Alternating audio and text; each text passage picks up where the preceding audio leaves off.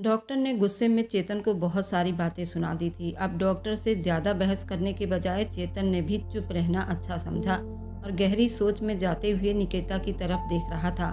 काफ़ी देर के बाद होश में आते हुए निकिता आपे से बाहर होकर बुरी तरह से चिल्लाने लगी थी। चेतन उसकी इस हालत पर और ज़्यादा परेशान हो चुका था, जबकि लेडी डॉक्टर ने पहली फुर्सत में दोबारा इंजेक्शन लगाकर निकिता को शांत कर दिया था। अगले दिन करीब 9 बजे डॉक्टर ने निकिता को डिस्चार्ज कर दिया था और बहुत सावधानी बरतने को कहा था। चेतन के साथ निकिता को डॉक्टर ने भेज दिया था, जबकि निकिता अब बिल्कुल चुप थी। चेतन ने उससे बात करने की कोशिश की, मगर वह अजनबी निगाहों से उसकी तरफ देखने लगी। चेतन सख्ती और अपने होठों को दबाकर रह गया था। बंगले में पहुंचकर चेतन सहारा देकर निकिता को कमरे तक ले गया था और हल्का फुल्का नाश्ता करवाकर जबरदस्ती दवाई देकर सुला दिया था।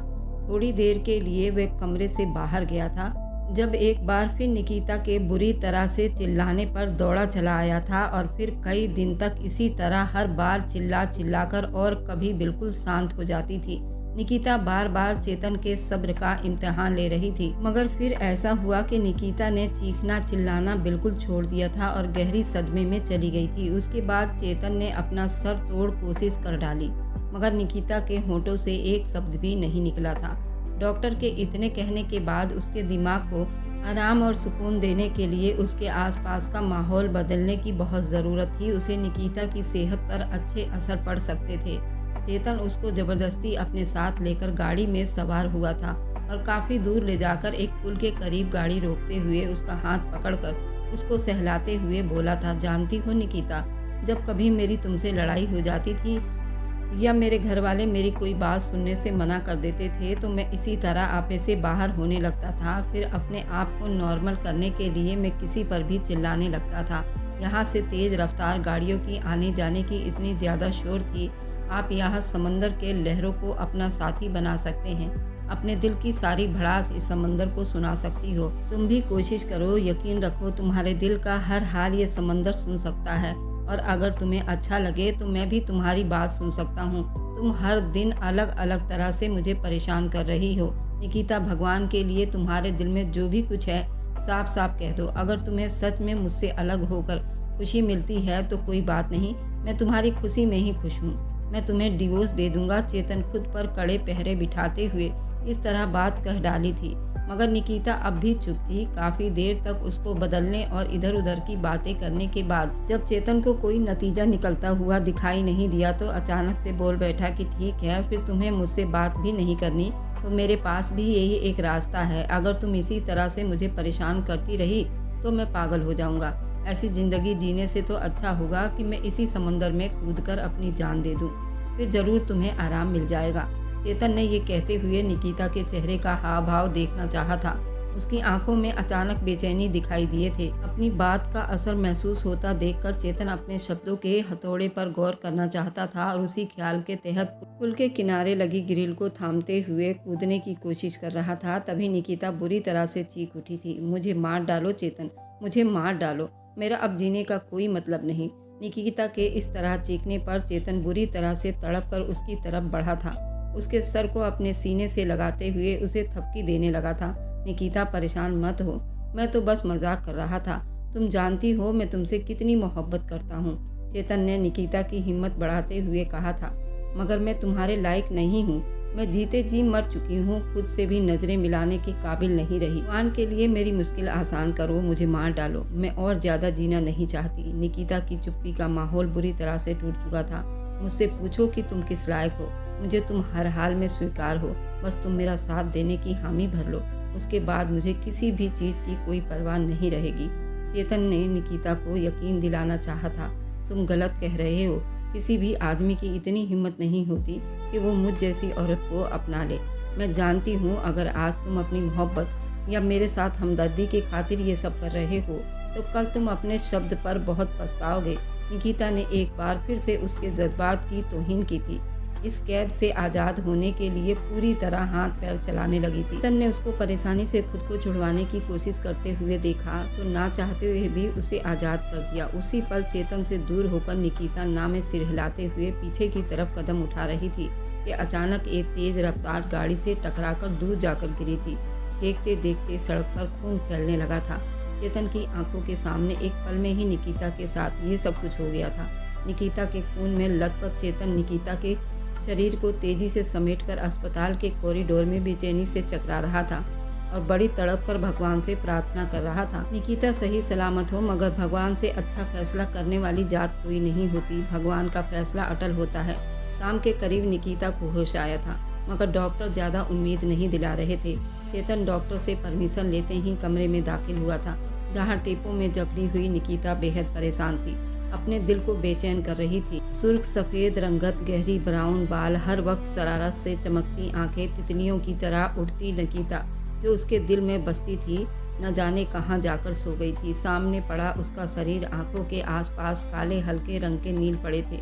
बिखरे बाल, चेतन का दिल जैसे किसी ने मुट्ठी में लेकर मसल दिया था। तेजी से आंखें झपक कर आंसुओं को रोकते हुए चेतन निकिता के पास गया था और उसको तसल्ली देते हुए बोला, निकिता तुम परेशान मत होना, देखना तुम जल्दी ठीक हो जाओगी, फिर हम यहाँ से कहीं दूर चले जाएंगे। मुझे अपनी वही निकिता हर वक्त हंसती मुस्कुराती वापस चाहिए। चेतन ने बहुत मान से कहा था, निकिता तो कब की मर चुकी है चेतन, अब वो तुम्हें कभी नहीं मिलेगी, निकिता ने कांपती हुई आवाज़ में कहा। तो चेतन रोते हुए शब्दों में जवाब दिया, मगर क्यों, तुम ऐसे क्यों कह रही हो? मेरे लिए आज भी तुम वही निकिता हो जिससे मैं बेहद मोहब्बत करता था। मैं हमेशा तुमसे ही मोहब्बत करता रहूँगा। चेतन ने उसको यकीन दिलाने की कोशिश की, जबकि वह ना में सिर हिलाती। निकिता की आंखों से आंसू बहने लगे थे। मैं भी सिर्फ तुमसे मोहब्बत करता हूँ, चेतन ने निकिता के बहते आंसुओं के साथ इजहार किया था। अचानक निकिता के शरीर झटके देने लगा था। यही वक्त था जब निकिता गहरी नींद सो चुकी थी। थोड़ी देर में डॉक्टर ने भी जांच कर दी थी कि निकिता अब मर चुकी है। निकिता की डेड बॉडी कब क्लियर हुई, कब उसको बंगले में ले जाया गया, कब उसका अंतिम संस्कार हुआ, चेतन को कुछ भी मालूम नहीं था। वह फटी फटी आंखों से सबको देख रहा था और बाद में वह कई घंटों तक शमशान में बैठा रहा, निकिता से बातें करता रहा। अमरावती अपने बेटे की उजड़ी हुई हालत पर अंदर ही अंदर कुड़ती निकिता को कोसने लग रही थी। चुड़ैल खुद तो चली गई, मगर मेरे बेटे का चैन व सुकून बर्बाद करके गई है। कई बार बेटे को बुरी तरह झकझोर कर रख दिया था कि कब तक उस झूठी लड़की के लिए खुद को रोग लगा कर रखोगे। अपनी हालत देखो, बस करो, भूल जाओ अब उसको और आगे बढ़ो। सब तुम्हें देखकर उदास हो जाते हैं, अमरावती बड़बड़ाते बोले जा रही थी। चेतन सर झुकाए सब कुछ सुन रहा था, मगर फिर हर बार एक ही शब्द कहता था, माँ मेरे दिल को सब्र नहीं मिल रहा, मैं बेबस हूँ। अमरावती सर पीट कर रह जाती, आंटी कहीं ऐसा तो नहीं आपने जल्दीबाजी कर दी हो। चेतन के अंदर तो जैसे जीने की उमंग ही खत्म होती जा रही थी। ऐसे ही चलता रहा तो किसी और दिन ये भी बच नहीं पाएगा। अमरावती का भतीजा आर्यन, जो काफी देर तक चेतन की रोजमर्रा रूटीन और गहरी उदासी भरी तन्हाई को जांचती निगाहों से देख रहा था और उसके लिए उल्टी सीधी बातें करने लगा। आर्यन सोच समझकर मुंह से शब्द निकाला करो, क्या आलतू फालतू बातें करते रहते हो? अमरावती ने आर्यन को बुरी तरह घूरते हुए कहा था। उस वक्त घर में कोई नहीं था, चेतन भी हवेली में नहीं था। मौका देखकर आर्यन बड़ी राजदारी अंदाज में अमरावती के पास होते हुए बोला, वैसे आंटी आपको निकिता के साथ इतनी नफरत क्यों थी? ये कदम उठाने से पहले आपने एक बार भी चेतन का नहीं सोचा? आर्यन की आवाज में हैरानी थी। अरे चेतन मेरा बेटा है, वक्त लगेगा फिर ठीक हो जाएगा। निकिता के बारे में मैं क्यों सोचूं? जहाँ तक बात उस चुड़ैल की है जो उस औरत की बेटी, उसके लिए तुम्हारे मौसा जी मुझे बात बात पर बातें सुनाया करते थे। अपनी दोस्त की पत्नी पर ज़्यादा विश्वास करते थे और वही डायन तेरे मौसा को उल्टी सीधी पट्टियाँ पढ़ाती रहती थी, क्योंकि वह मेरी नंद की पक्की सहेली थी। क्या वह कम थी जो बेटी को सिखा पढ़ाकर मेरे घर भेज दिया था? मैंने तो कई बार कहा था ये लड़की मुझे बिल्कुल भी पसंद नहीं, मगर उसे तो अपनी अच्छाई दिखाने का भूत सवार था। निकिता की माँ मेरी किसी भी बात पर कान नहीं धरती थी। अब अच्छा हुआ ना, सारी उम्र बेटी के लिए तरसती फिरेगी। अमरावती के शब्दों में सांप से ज्यादा जहर भरा हुआ था, जबकि बाहर मौजूद वह आदमी कदम बढ़ाता हुआ पत्थर की तरह जम गया था, क्योंकि अपनी माँ के मुंह से ये शब्द सुनकर वह कांप गया था। आर्यन और उसकी माँ को चेतन के आने का जरा बराबर भी एहसास नहीं था। अपनी बातों में बिजी थे, मगर अपने ये सब कैसे किया था? वह लड़की इतनी बेवकूफ़ लगती तो नहीं थी कि आपकी बातों में आ जाती। हाँ, बहुत तेज लड़की थी। मैंने बाबा जी वाली कहानी उसे सुनाई तो वो मुझे ही समझाने लगी, जिंदगी या मौत तो भगवान के हाथ में है। तो फिर मैंने भी सख्ती से धमकी दे डाली, अगर तुमने मेरी बात ना मानी तो सारी ज़िंदगी तुम्हें अपनी बहू स्वीकार नहीं करूँगी। और मेरी ये धमकी काम कर गई थी। विदाई वाले दिन जब सब रस्मों से फ्री होकर वह कमरे में गई थी और कमरे में बैठी चेतन का इंतजार कर रही थी, तब चेतन के बजाय मौका देखकर मैं कमरे में चली गई थी और उससे कहा कि निकिता, मेरी बात गौर से सुनो। आज के दिन तुम मेरे बेटे को अपने पास भी नहीं आने देना, वरना बहुत बड़ी आफत आ जाएगी। मैंने सख्ती से उसे मना किया था। मगर क्यों? आप ऐसा क्यों कर रही हैं? क्या हुआ? निकिता ने हैरानी से सवाल किया था। मैंने अपने बेटे की रक्षा के लिए एक पीर बाबा से झाड़ा लगवाया था। तब उसने मुझे कहा था कि मैं अगर अपने बेटे की खुशी और शांति चाहती हूँ तो शादी के बाद 3 दिन तक अपने बेटे को उसकी पत्नी से दूर रखना होगा। अगर मैं ऐसा करने में कामयाब ना हुई तो फिर चेतन को मौत से कोई नहीं बचा सकता। मैंने गिड़गिड़ाते हुए कहा था, हे भगवान, आप किस तरह की बातें कर रही हैं आंटी? जिंदगी और मौत तो भगवान के हाथ में ही है। वही हमारा सब कुछ है और मालिक है। मैं इन बातों को नहीं मानती। निकिता ने अमरावती की बात को सख्ती से रद्द किया था। मैं जानती हूँ, मगर मैं एक माँ हूँ। मेरे दिल में एक अनजाना सा डर है कि उस पीर बाबा की बातें सच ना हो जाए। क्या हो जाएगा अगर तुम मेरी तसल्ली के लिए मेरी बात मान लोगी तो? मैं तुम्हें इस बात की गारंटी देती हूँ कि अगर इस वजह से तुम दोनों के बीच में कोई गलतफहमी पैदा हुई तो मैं खुद ही अपने बेटे से बात करूँगी और तुम दोनों के बीच पैदा होने वाली हर दूरी, हर परेशानी को ख़त्म कर दूँगी। मगर अभी एक माँ के तड़पते दिल को सुकून देने के लिए तुम मेरी बात मान लो और मेरे बेटे को कमरे में आते ही तुमने साफ शब्दों में कह देना है कि तुम किसी और को पसंद करती हो, तुम अच्छे इंसान नहीं हो। ये बात सुनते ही वह खुद तुमसे दूर हो जाएगा और याद रहे, उसको कमरे में निकाल देने में तुम कामयाब हो जाओगी। फिर हमें बहुत सब्र से 3 दिन का इंतजार करना होगा। उसके बाद मैं खुद ही अपने बेटे को वो सारी बातें सच सच बता दूंगी और सब कुछ ठीक हो जाएगा। मैंने बहुत ही सफाई के साथ निकिता के दिमाग को उलझाया था। ठीक है, अगर आपकी खुशी इसी में है तो मैं ये सब करने के लिए तैयार हूँ। तुम्हें ये सब करना होगा, वरना सारी जिंदगी मेरी नज़र में बहू का मकाम हासिल नहीं कर पाओगी। मैं अपनी बात मनवाने के लिए धमकी भरे शब्द कहे थे, जिस पर वह जख्मी मुस्कुराहट से निकिता ने अपने होठों को छुआ था।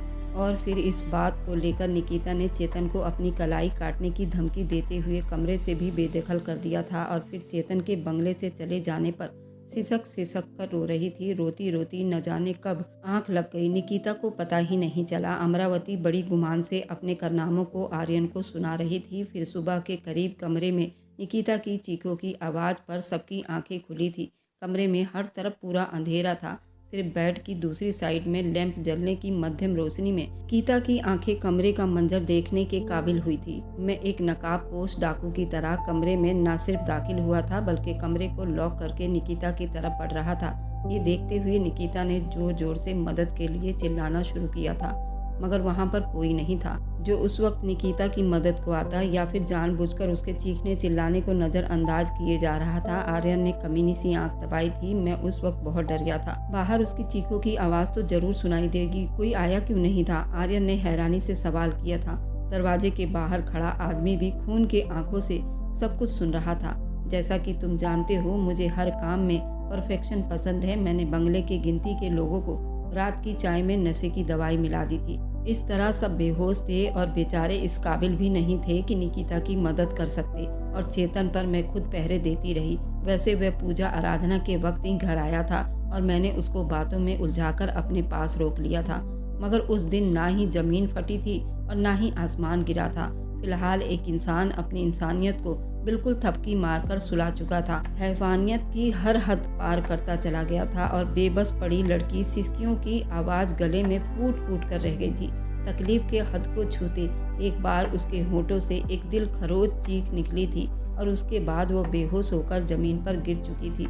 दिन के वक्त जब उसकी आंख खुली तो अपने जिस्म पर हैवानियत के निशान देखकर बुरी तरह से सिसक कर रो रही थी। सिसकियों की आवाज़ सुनकर मैं उस कमरे के बाहर निगरानी कर रही थी। कमरे में दाखिल हुई थी और कड़े शब्दों में उसको कहा था, यहाँ क्या तमाशा लगा रखा है। उसके कमरे की हालत और उसका बिखरा हुआ हुलिया देखकर मैं सब कुछ समझ चुकी थी। तुम मेरे बेटे की अर्धांगिनी हो। तुम्हारी हिम्मत कैसे हुई हमारी हवेली में इस तरह का घटिया और गलीज काम करने की? ये सब करने से पहले अपना ठिकाना तो बदल लेती। मैं जालिमाना अंदाज में निकिता को बातें सुना रही थी। निकिता ने जख्मी निगाहों से मेरी तरफ देखा था, फिर नजरें झुका ली थी। मैंने उसको तड़पता देखकर उस पर चिल्ला पड़ी थी, मेरा बेटा तुम्हें बहुत शरीफ और अच्छी लड़की समझता था, मगर तुम बहुत बदचलन औरत साबित हुई हो। वह चिल्लाते हुए बोली थी, रात को वह नकाबपोश मैं नहीं जानती। वह निकिता टूटे फूटे शब्दों से बोलते हुए बुरी तरह से रो पड़ी थी। तुम कितनी चालाक हो, मेरे बेवकूफ़ बेटे को अपनी मोहब्बत के जाल में फंसाकर इस बंगले में चली आई हो। अब मेरे भतीजे की शराफत का नाजायज़ फ़ायदा उठाया। ये कहकर उसे तुमने अपने कमरे में बुलाया था। अब मासूमियत का ड्रामा मेरे सामने मत करो, ने दहाड़ते हुए कहा था। और यही मेरी गलती पकड़ी जाने का डर था, जबकि निकिता जो खुद पर बीती परेशानी भरी रात के असर में थी, मेरे जल्दबाजी में कहे शब्द पर हैरान रह गई थी। कमरे में दाखिल होने वाला नकाबपोश मेरा भांजा आर्यन था। इस बारे में मुझे कैसे पता हुआ? मुझे लगा यही सोच रही होगी, क्योंकि उसकी आंखें मेरे चेहरे पर जमी हुई थी, जबकि मैं खुद उससे आने वाले नकाबपोश के बारे में नहीं जानती थी। वह जो अभी कुछ हिम्मत इकट्ठी करने की कोशिश कर रही थी, तभी अमरावती के चेहरे पर शैतानी मुस्कुराहट देखकर वह हर बात समझती चली गई। बड़ी खतरनाक थी, कृपा थी। चलो बेहोश हो गई, वरना इस वक्त न जाने क्या होता। जब तक चेतन उस कमरे में पहुंच चुका था, नहीं तो वह भी सब कुछ जान जाता। वह जानती थी कि दोस्त की बेटी होने की वजह से और निकिता की माँ से उसकी बहुत चिढ़ थी, इसलिए अमरावती को वह एक आंख भी नहीं सुहाती थी। अमरावती के नज़रों में निकिता दुश्मन बनी रही, मगर उनके दिल में इस तरह खुदगर्जी और नफरत दबे हुए होंगे, निकिता इस बारे में कभी सोच भी नहीं सकती थी। अचानक चेतन दरवाजे के पीछे से सामने आते हुए बोला था। वह तो ये सोचकर उस बंगले में खुशी खुशी विदा होकर चली आई थी कि अपनी आंटी की सेवा करके, उनकी हर अच्छी बुरी बात को बर्दाश्त करके एक दिन उन्हें अपने लिए राजी कर लूँगी। मगर शादी के पहले ही दिन निकिता की ज़िंदगी के साथ इतना बड़ा मजाक हो जाएगा, ये सोच सोचकर उसका दिमाग बुरी तरह से सुन्न हो चुका था। मगर अमरावती बार बार उस पर ताने कसती जा रही थी और फिर वह दोबारा से बेहोश हो गई थी। जब आँख खुली तो अस्पताल के बेड पर मौजूद थी। अपनी बेबसी पर निकिता चीख चीख कर रो रही थी और उसके दिमाग को बार बार इंजेक्शन लगाकर आराम दिया जा रहा था। शायद ऐसा ना किया जाता तो ज़रूर उसके दिमाग की नसें फट जाती। निकिता खुद को नॉर्मल नहीं कर पाई थी, मगर अब चीखने के लिए उसका गला उसका साथ नहीं दे रहा था और फिर रोने के लिए उसके पास आंसुओं का ढेर शायद अब खत्म हो चुका था। उसकी आंखें अब सूख चुकी थी, जुबान जैसे सिल चुके थे। गहरी चुप्पी की चादर लपेटकर निकिता बिल्कुल चुप हो जाना चाहती थी, जहाँ कोई भी उसको देख ना सके। मगर उसका पति चेतन फिर भी हर पल उसके साथ मौजूद रहता था। निकिता का हर हाल में धीरे धीरे होंठ खुलवाने की कोशिश कर रहा था। जब उसे वह पुल पर ले गया था, उसे बुलवाने की कोशिश कर रहा था, अपनी ही जुबान से खुद पर बीती दास्तां वो मुझे नहीं सुना सकती थी, इसलिए उल्टा मुझ पर बरस पड़ी थी। मैं इतना बेवकूफ़ था कि लेडी डॉक्टर ने भी मुझे यही कहा था कि नहीं, निकिता के साथ हैवानियत हुई है। फिर वह खुद भी बोल रही थी कि वो मेरे काबिल नहीं है। मैं इन बातों को समझ ही नहीं पाया था। अब मेरे ज़िद करने पर निकिता को इतनी बड़ी कीमत अदा करनी पड़ेगी तो मैं उससे शादी ही ना करता, खुद को दुनिया से अलग कर लेता, मगर उस पर आँच नहीं आने देता।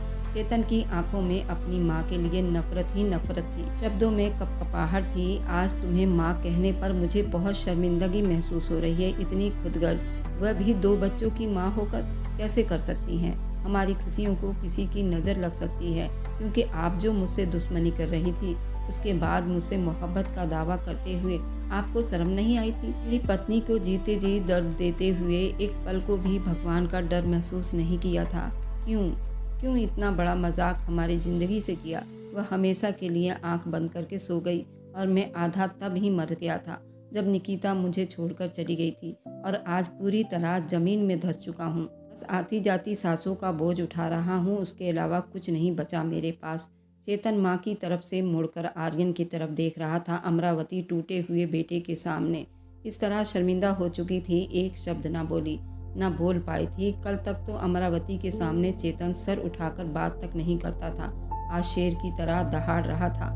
आर्यन, तुम्हारी हिम्मत कैसे हुई मेरी पत्नी पर बुरी निगाह डालने की? इतने गिरे हुए, इतने नीच हरकत की। वह बिगड़े हुए तेवर लिए आर्यन के सर पर चढ़ दौड़ा था। आर्यन अपनी तरफ बढ़ते चेतन को देखकर गड़बड़ा गया था। जल्दी बोला, मुझे तो आंटी ने कहा था ये सब करने को। आर्यन डर के मारे सब कुछ बता गया था। बहुत खूब, इतना बड़ा पाप तुमने आंटी के कहने पर किया। क्या वह कहेगी तो अपनी बहनों को किसी और के हवाले कर दोगे? इतना सब कुछ करने के बाद भी अपने पैरों पर खड़े आप लोग कितने बेशरम हो और एक दूसरे को अपनी अपनी कहानी सुना रहे हो। आप लोग इतने बुज़दिल और बेरहम हो। आज भी चेहरे पर कोई शर्मिंदगी, कोई पछतावा नहीं। मैं तो नहीं जान पाया इतने साल से, मगर क्या भगवान को भी पता नहीं था? भगवान तो दिलों के हाल को बहुत अच्छी तरह से जानता है।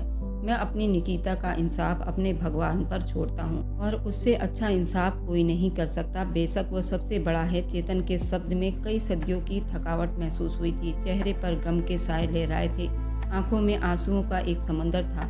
बेटा, मुझे माफ़ कर दो। मैं नफरत की आग में अंधी हो गई थी, तुम्हारे दिल से बेखबर थी, अपनी घमंड के आड़ में बहती चली गई थी। ये बात भूल बैठी। मेरे इंतकाम की आग में किसी माँ की गोद उजड़ जाएगी, मेरे अपने ही बेटे का दिल उजड़ जाएगा। मैं उन बातों को सोचना ही नहीं चाहती थी। मेरा बेटा, मेरे जिगर का टुकड़ा, अपनी माँ से इस तरह मत रूठो, मुझे माफ़ कर दो। अमरावती बेटे की नफरत बर्दाश्त नहीं कर पा रही थी, बेताबी से उसकी तरफ बढ़ी। मत कहिए मुझे बेटा, मर गया है आपका बेटा, मेरा कोई आपसे संबंध नहीं, मैं कभी माफ़ नहीं करूँगा। अमरावती उसके चेहरे की तरफ बढ़ते हाव भाव से ही रुक गई थी। लंबे लंबे कदम बढ़ाता उन्हीं कदमों से लौट गया जिन कदमों से कुछ पल पहले वह अपने घर की चाह में बंगले में दाखिल हुआ था। काश वह हकीकत कभी न जान सकता। सिर्फ निकिता की जुदाई का गम उस पर भारी पड़ रहा था। ये असलियत तो उसको बहुत घायल कर रहे थे। अमरावती अपने कदमों का बोझ नहीं सह पाई थी। जमीन पर बैठती दहाड़े मार मार कर रो रही थी। कुछ देर पहले बंगले में दाखिल होने वाली उनकी बहन और लड़कियां भी चेतन के मुंह से सारी हकीकत जान चुकी थी। एक नफरत भरी निगाह धारा ने अपनी माँ पर डाली थी और अपने कमरे में जाकर टूटकर बिखर गई थी। वह अपने भाई को बहुत चाहती थी। चेतन एक कमज़ोर आदमी साबित हुआ था। निकिता, काश तुम मुझ पर भरोसा ना करती। मैं तुमसे नज़र मिलाने के काबिल नहीं रहा। निकिता, मैं तुम्हारी हिफाजत नहीं कर पाया। तुम्हारी नफरत की वजह से अपने गम को रोता रहा। मेरी गैर मौजूदगी में तुम्हारे साथ इतनी बड़ी हैवानियत हो गई। तुम सही कहती थी निकिता, तुम्हारा डर सही था। शादी के बंधन में बंध जाने के बाद भी हम दोनों एक नहीं हो पाए। मेरी अपनी माँ की नफरत ने हमें बर्बाद कर डाला। मैं तुम्हारे बाप को क्या जवाब दूंगा? कैसे उनका सामना करूंगा? उनका, जिसने उनकी फूल जैसी बेटी इस दावे के साथ विदा करवा कर लाया था, कभी उनकी बेटी की आंख में आंसू नहीं आने दूंगा। उनकी लाडली बेटी की जिंदगी में दुख और आंसुओं का सैलाब मेरी वजह से बन गई। वह तो बेचारा अब भी यही समझते हैं कि उनकी बेटी रोड एक्सीडेंट में मारी गई। उन्हें क्या खबर कि तुम पर क्या कुछ बीत चुका है। निकिता, मुझे माफ़ कभी न करना, मैं तुम्हारी माफ़ी के लायक भी नहीं। चेतन सीने में उठती तकलीफ पर बेताबी से रोया था। निकिता, मुझे अब ज़्यादा बर्दाश्त नहीं होता। मैं क्या करूं, कहाँ जाऊं? मुझे कहीं चैन नहीं मिल रहा। निकिता, मुझे माफ़ी कैसे मिलेगी? किस दर पर जाऊं? मेरे भगवान, मुझे सुकून दे दे, मुझे माफ़ कर दे। मेरे कृष्णा जी, तू सबको जानता है, मुझे भी अपनी छत्र छाया के साए में ले ले। मेरे भगवान, मुझसे अपनी माँ को माफ़ नहीं किया जाएगा। मैं इतना हिम्मत कहाँ से लाऊं? कैसे माफ़ करूं अपनी माँ को, जिन्होंने एक मासूम लड़की को जिंदा दर्द दिया? मगर क्या माँ पर औलाद का कोई हक नहीं होता? क्या मुझे अपने साथ होने वाली ज्यादती पर भी चुप रहना चाहिए? ऐसा मैं कभी नहीं कर पाऊंगा, कभी माफ़ नहीं कर पाऊंगा जालिम को, चाहे वो मेरी माँ ही क्यों ना हो। मेरे भगवान, तू ही मुझे इंसाफ दिला दे। मैं अपना दर्द तुझ पर सौंपता हूँ। मेरे हर पाप को माफ़ कर दे। चेतन अपनी मुट्ठियों को भींचते हुए जैसे उसको महसूस करना चाहता था। आज एक मर्द टूटकर बिखर गया था, हिचकियों से रोए जा रहा था। चेतन निढाल होकर जमीन पर गिर गया था। उसकी माँ भी आंगन में बेहोश पड़ी थी। आर्यन को पुलिस पकड़कर ले गई थी। जब ये बात निकिता के पापा को पता चली तो उन पर दुखों का पहाड़ टूट पड़ा। उन्होंने सारा इल्जाम अपने दामाद पर लगा दिया। चेतन ने भी निकिता का गुनाह अपने सर लेकर जेल चला गया। चेतन की माँ चेतन से मिलने जेल जाती, लेकिन वह अपने माँ से कभी नहीं मिलता। क्या चेतन को अपनी माँ को माफ़ कर देना चाहिए या नहीं? अगर आपको आज की कहानी पसंद आई है तो वीडियो को ज़रूर लाइक कीजिएगा और अपने दोस्तों के साथ शेयर भी कीजिएगा। और हाँ, अगर आपने अभी तक हमारे चैनल को सब्सक्राइब नहीं किया है तो ज़रूर सब्सक्राइब कर लें। मिलते हैं हम अपनी कल की एक और नई दिलचस्प कहानी के साथ। मुझ पर सदा अपना प्यार और स्नेह बनाए रखें। सभी को मेरा प्यार भरा नमस्कार दोस्तों।